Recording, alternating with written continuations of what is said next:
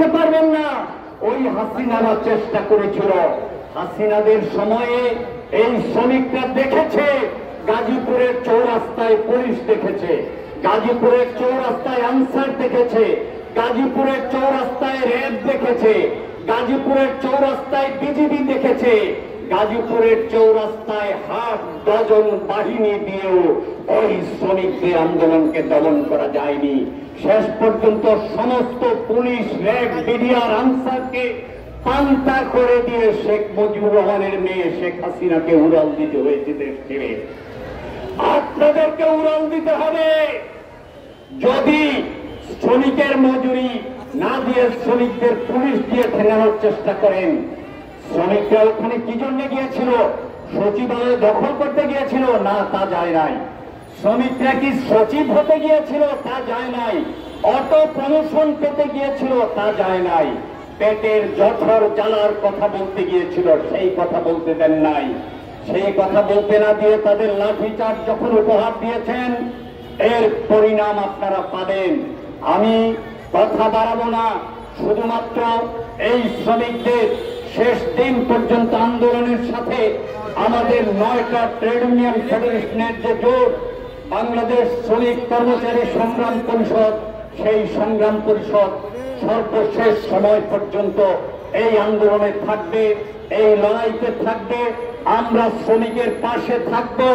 না খাওয়া শ্রমিকের মজুরির নিশ্চয়তা না হওয়া পর্যন্ত এই লড়াই চলবে। সেই লড়াইতে আপনাদের সকলকে, নগরবাসীকে সামিল হওয়ার জন্য আহ্বান জানিয়ে আমি আমার কথা শেষ করছি। সবাইকে ধন্যবাদ। এই বাংলাদেশের এই গার্মেন্টসের মধ্যে যে সমস্ত শ্রমিকরা সবচেয়ে বেশি দুর্ভোগে আছে, এই দুর্ভোগের মধ্যে এই অ্যাপারেলস প্লাস ইকো এবং কেএনজে এবং সামনে আরেকটা ফ্যাক্টরি যে শ্রমিক স্টাইলক্রাফট, একটা চরম দুর্ভোগের মধ্যে হতাশা, দুর্ভাবনা এবং একটা অনিশ্চয়তার মধ্যে আজকে কয়েক হাজার শ্রমিক এইভাবে কখনো গাজীপুরে, কখনো সাভারে, কখনো আশিপুরে, কখনো শ্রম ভবনে, আর শ্রম মন্ত্রণালয়ের পুলিশের লাঠিপেটা, এইভাবে তো কোনোভাবেই একটা সুস্থভাবে কোনো মানুষ বাঁচতে পারে না, যে অবস্থায় এখন শ্রমিকরা পরিণতি হয়েছে। তবে এই পরিণতির জন্য দায়ী কে? সরকার পক্ষ থেকে যারা প্রশাসন, তারা হয়তো তাদের উপরের নির্দেশে, তাদের যে উপরস্থ কর্মকর্তা আছে তাদের নির্দেশে পুলিশের উপরে, পুলিশ শ্রমিকদের উপরে হামলা করেছেন। এই যে হামলা করেছেন, এই হামলা দিয়ে তো সমস্যাটার সমাধান হলো না। সমস্যার সমাধান করার জন্য